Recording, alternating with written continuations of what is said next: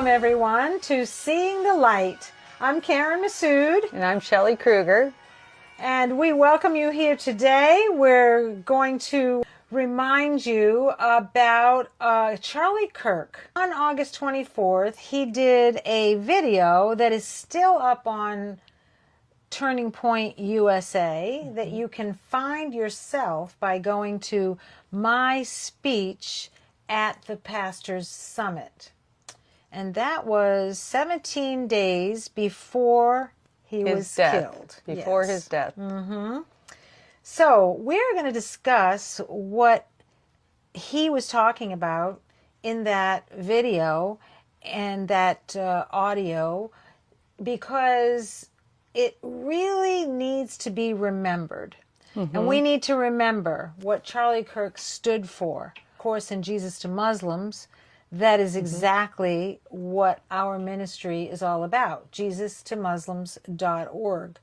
And we were called that day when he said, what is it that we do about Islam in America? Charlie Kirk said to go and get educated from former Muslims that are from the East. From the East that have studied all the books of Islam. That would be the Quran and these books and all those other books that we've mentioned even in our last video comparing the Antichrist to the Mahdi. All those books that are referred to there. So that's where we need to get our knowledge from. That's where we need to get That's our what knowledge. Charlie was talking about. That's right. Get your knowledge from them to go out and minister to the Muslims. To the Muslims. Right. Bring the young people away from the wokeism, the cultural lies, to get the young people to stop living their lives according to feelings and opinions, but by the standard of righteousness and truth. Right. Right. Which we know is from the Bible and our Judeo-Christian beliefs. That's foundations are what our founding fathers built this nation upon. That's right. Exactly. I think we're getting away from that. Yes. That what is America founded on? Right. You're reminding me that the pastors in the beginning and the foundation of this nation were also presidents and representatives in position of authority in America. Yeah. That is actually how our nation began almost 250 years ago now. We're calling you pastors back to that foundation. Yes. That is the most important thing that you can do.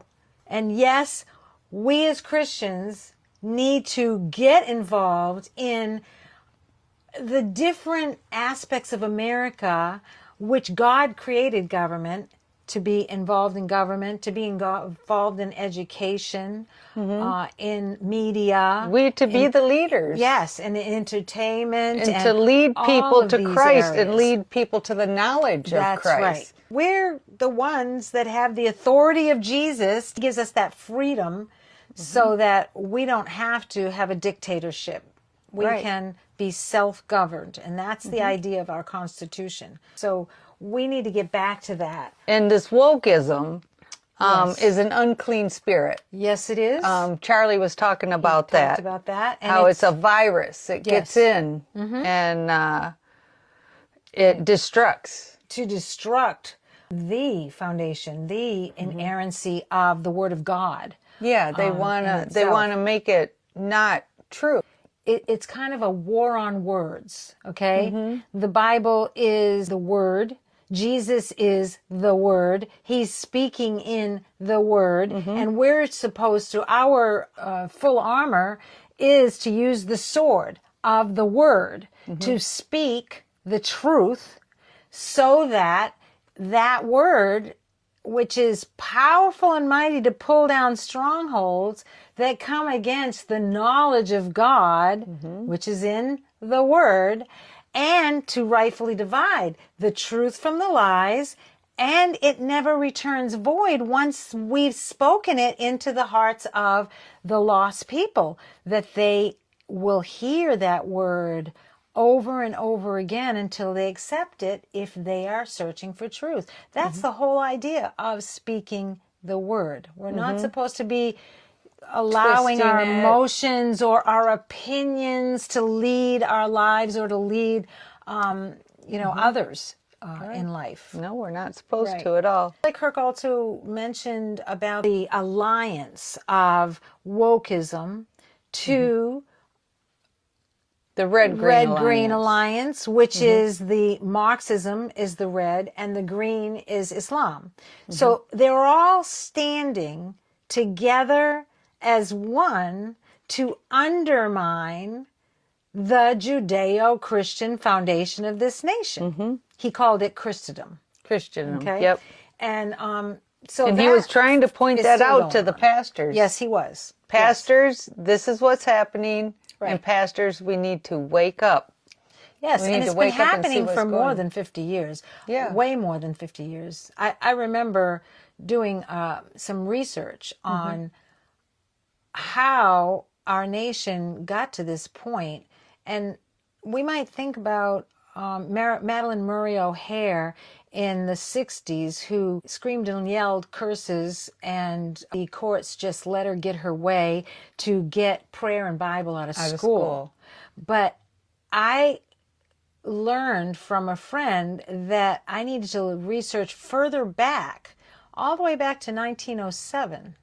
And what I discovered there will not go over well with many people, but I discovered that the Rockefeller Foundation actually was developed in order to remove God from America, because he knew that that was why we were a successful nation and the superpower of the world.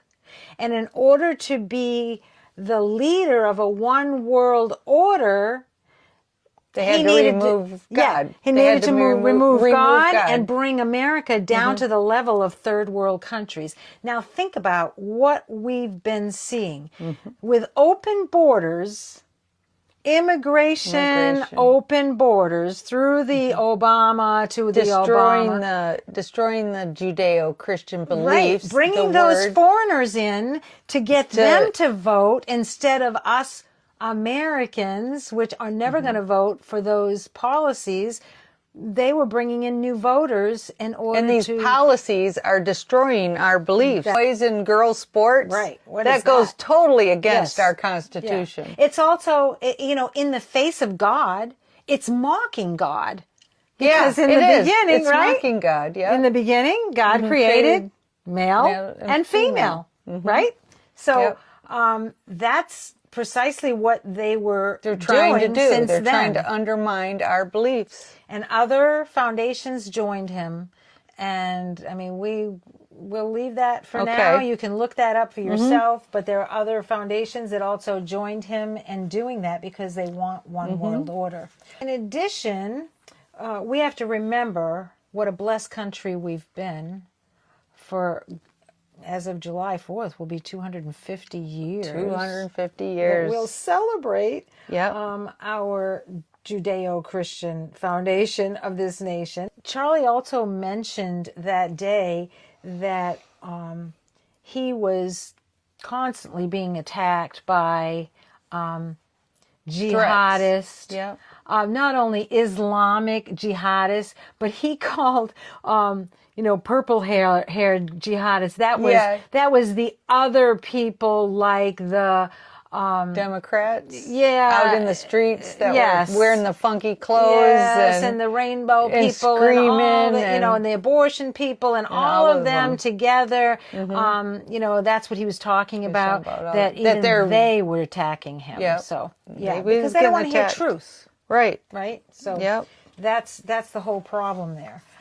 But he also mentioned that the reason most pastors are not discussing these issues with their congregants is one of two things. Fear was one of them. That's exactly right. And what was the other one? Fear and intimidation? Yeah. Right? And the other one was complete ignorance of Islam.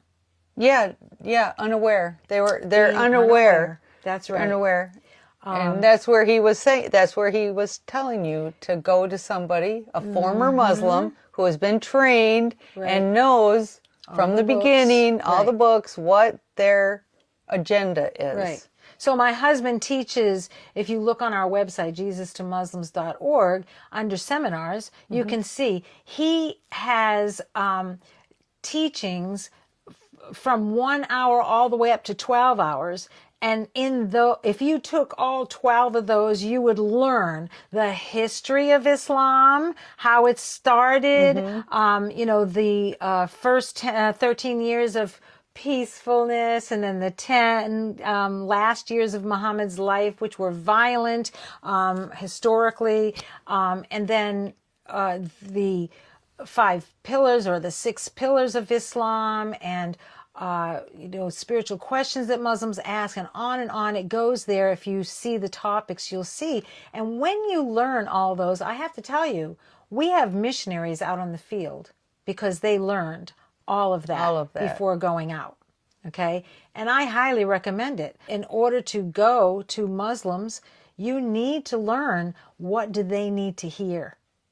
What areas of discussion should you be having with a Muslim? Well, I remember before I met you that I heard things about the Quran, but just bits and pieces. Right. And then when I met you guys kind of put it all together and showed me this is what they've done. And by them taking a little bit of the truth and mixing it with, I don't know what they mixed it with, but opinion. Muhammad's flesh, actually. Right. So, it was wonderful to now, if I came up against a Muslim, I could speak to them and just point out facts. And I saw you speaking to a Muslim. That's right. And he was quite a burly guy, quite tall and full of hatred and anger. And you stood up to him the whole time. I was so proud of you. Well, I just stood on the truth. Yes. That's all I stood on was the truth. And that's how we all can overcome that fear, and to overcome the ignorance of Islam, to understand enough about it so that you're not looking like a fool when they're saying, hey, by the way, I love Jesus. I can't be a Muslim without loving Jesus. They're wearing not the t-shirts. Same Jesus. No, it is not the same Jesus that we're talking about. Yeah, it's not there's the same billboards. God. They wear T-shirts. It says, "I'm a Muslim. I love Jesus." I mean, that is so deceptive that if it were possible to deceive the elect, it would. Now, I'm just going back to where the Quran calls him the son of Mary. Yes, doesn't even speak the name of Jesus. That's right. It calls him the son of Mary. Right. So when we talk to a Muslim, we can start where he or she understands. Let's talk about the son of Mary. Right. Let's talk about the son of Mary. Yeah, exactly. His name's Jesus. And we'll talk about his characteristics. Was Jesus God? Right. Well, they'll realize as we discuss the characteristics of Jesus and the characteristics of God that this is a different Jesus. And that's what happened to Stephen. Yep. Once he started reading the Bible and realized this was a different Jesus than what he had been taught. So this is what Charlie was getting across. Yes, when you speak to these former Muslims who have studied and they know, they can help you minister to Muslims that are infiltrating our world right now. That's right. All you have to do is call us 954-290-0511 or go to Karen at JesusToMuslims.org, and 2 is a T-O. And there you can reach out to us in order to ask us to come to your church, come to your group, and equip you, teach you. How do you reach a Muslim with the gospel?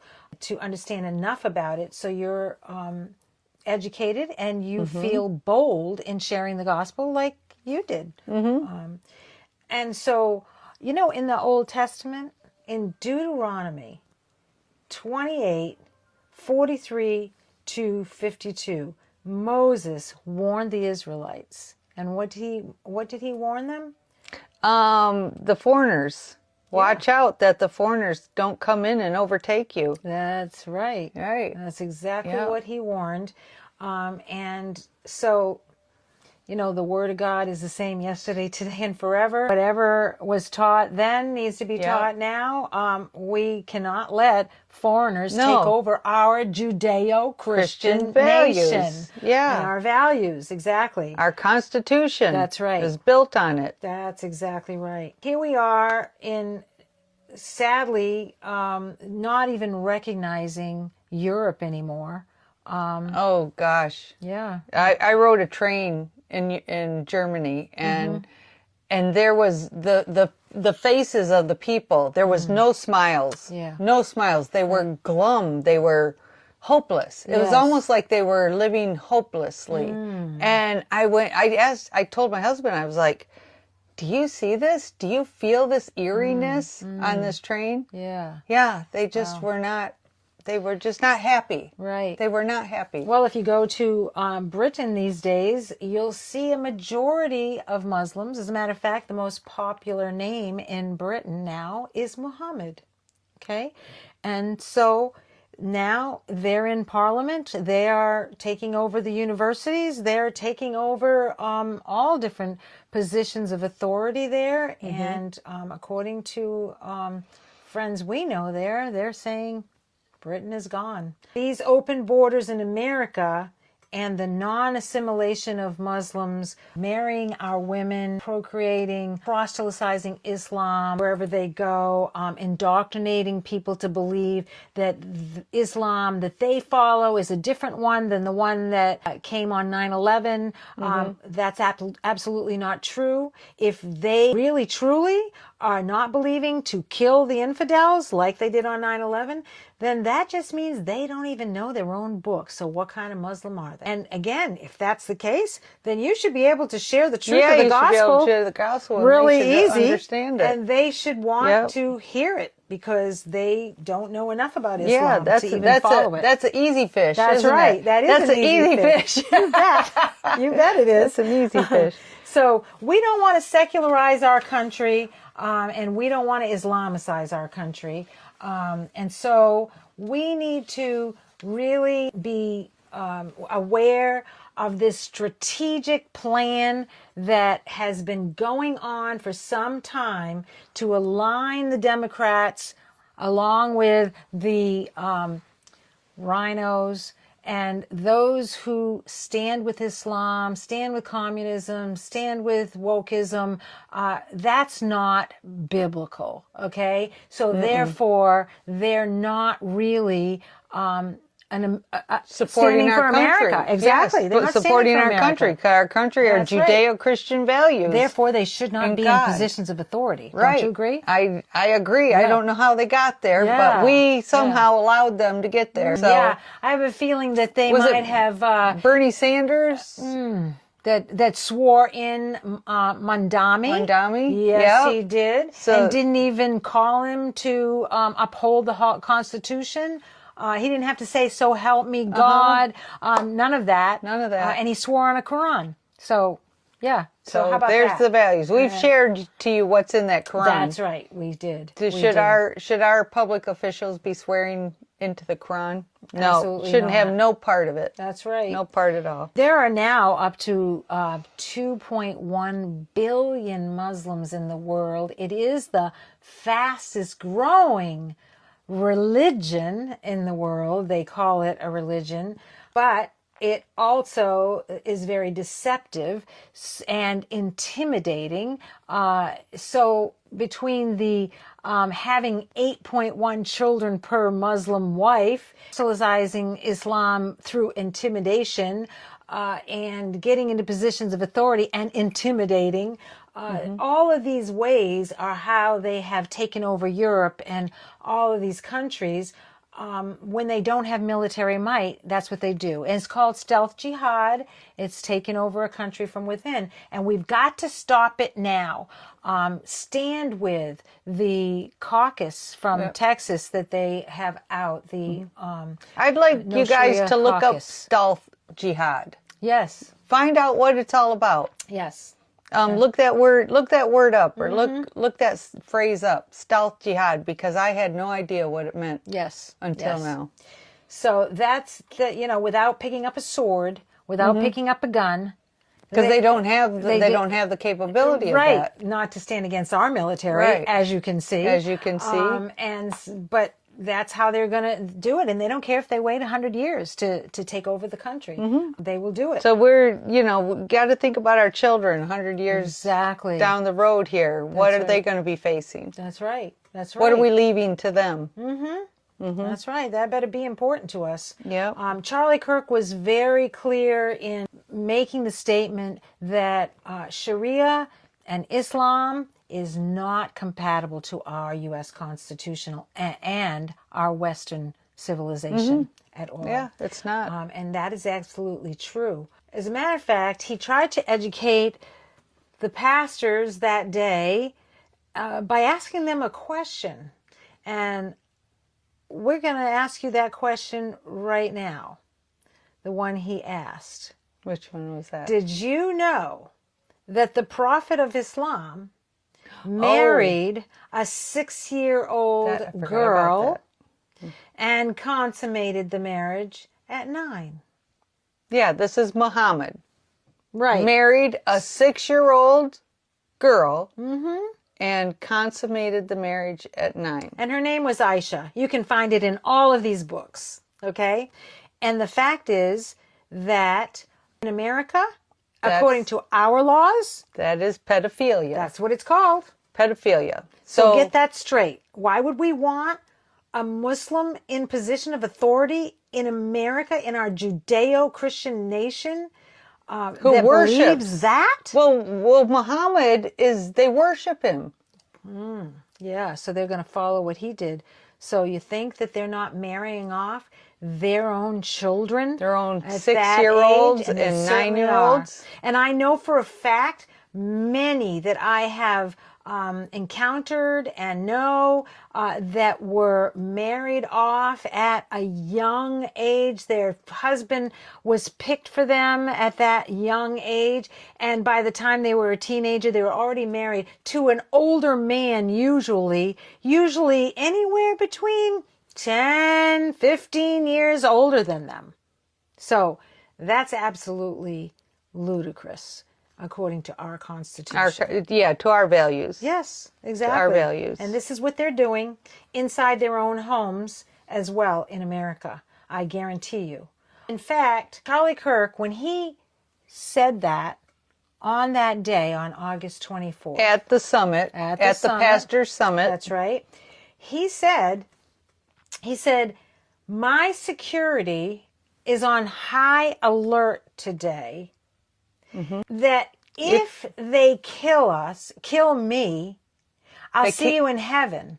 They can't kill us all. They can't kill us all. They can't kill us all. That's right. He said that. That was pretty much a paraphrase of what he said that day. If you go look at the video, you'll see. And remember, he was killed 17 days after this. Right. 17 days after this. 17 days later, he was killed. Well, then he said, the fact is that if we need personal security for criticizing a religion that says that we should not be inviting these people into our country. Criticizing the religion, which is, by the way, the sin. Okay? So the sin is the ideology. We call it an ideology because it's really not just a religion. And we can't even call it religion because it's not majority religion. Nope. It's a majority, a law called Sharia. So a little bit of religious, prostrating, memorized prayers, and then with a political agenda. Right, is a political agenda that the Sharia is governing the Muslim's life. From the time they wake up in the morning to the time they go to sleep. From the time they're born to the time they die. And that means that if they're living by that law and they're in America, they are not assimilating into our country for our laws. Religion is separate from that. That law, Sharia, is anti-constitutional.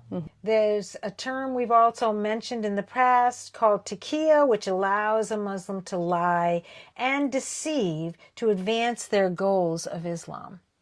So if you even think about this, Mandami, when he was campaigning as mayor of New York City, he called himself a progressive socialist and a Democrat.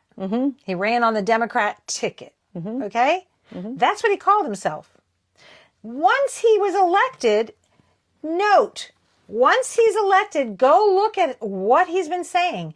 He had Eid in the mayor's office. That's the celebration at the end of Ramadan.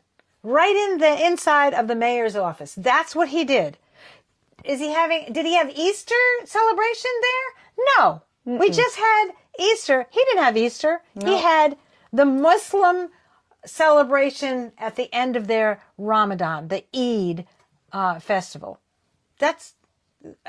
Clearly. And he's now speaking with his Quranic accent, just like Obama did once he was elected. It was the same thing. Now he's so proud to be a Muslim. And so you mentioned something earlier, too, about the squad as well. Oh, yes. Yeah. How we've got all these people that don't uphold our Constitution. Right. In our Congress, in our positions of authority. Exactly. And yeah, it's happening. I think it's happening. They're infiltrating from within. Yes, I think it looks a little bit like that. I believe the number is paying close to 300 Muslims in this country that are in positions of authority. Wow. Yeah. Okay. That's pretty scary when you think about it. Well, I have people all the time say, "Oh, they'll never take over. Oh, they'll never take over." Yeah. You know, they'll never take over. They call it creeping Sharia. Creeping Sharia. Yeah. How they do a little bit at a time. Just like Mandami just did. You know, they don't tell him that he's a Muslim in the beginning, even though we knew he was. And then they bring that in. And then before you know it, they'll change one law. They'll change a few laws. They'll change all the laws. I mean, that's what they do. It was just like Obama, you know, and this pastor. This pastor of Obama's. Yeah. We knew this was not a pastor. No. He did not obscenities. Uphold our values. Pastor Jeremiah Wright, it just came to me. What his name was. And I mean, he was a disgrace to but you didn't see that when Obama was voted in. No, you didn't hear none of that. Not until after he was voted in, right. Then you get this pastor who's bringing up all kinds of weird stuff that I didn't even know what he was talking about, but I knew because I was raised in the church and I knew my Bible that guy was not a pastor. Yeah, amen. He is not a pastor. That's true. You know? That's true. If you compare him to the Word of God and what he was saying, he is not a pastor. He is a fraud. Yes. He was a fraud, and it was all a plan. Yes. So, and speaking of the Bible, what does the Bible say? That Jesus said, if you touch any of these little children, you might as well put a noose around your neck, a millstone around your neck, and throw yourself in the sea. Wow. I'd hate to be them on Judgment Day. That's for sure. We are bringing up and reminding you of what Charlie Kirk talked about in that video, in that audio. You need to go back and look at it again. Yeah. Calling the pastors. His death should not be in vain. I felt the calling to do these podcasts ever since then. When I was praying to the Lord how this could happen, I watched the whole funeral. It was so beautiful, 5 hours of it. And we had to do something. We had to do something. Yeah, exactly. And with all this knowledge that you have, why not get it out there? Right. So we desire that you might get your pastors whoever's listening to this, get your pastors and get them to go to our website, JesusToMuslims.org. Get them to send me an email, call us. We will be happy to send you Stephen's book, Into the Light, so that you can read his testimony and how he came to Christ. Because, there's a lot of pastors that think that the Muslims are hopeless. And absolutely, that's not true.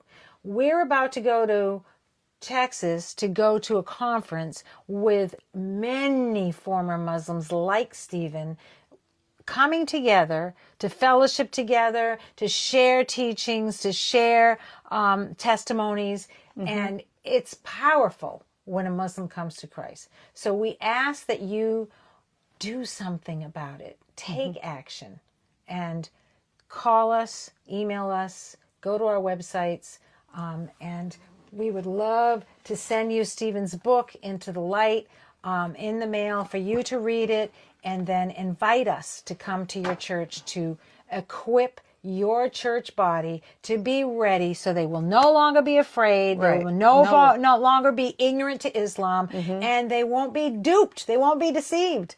Yeah, and you can speak to a Muslim. That's right. And boldly, courageously. Yes. And that's how we love a Muslim to Christ.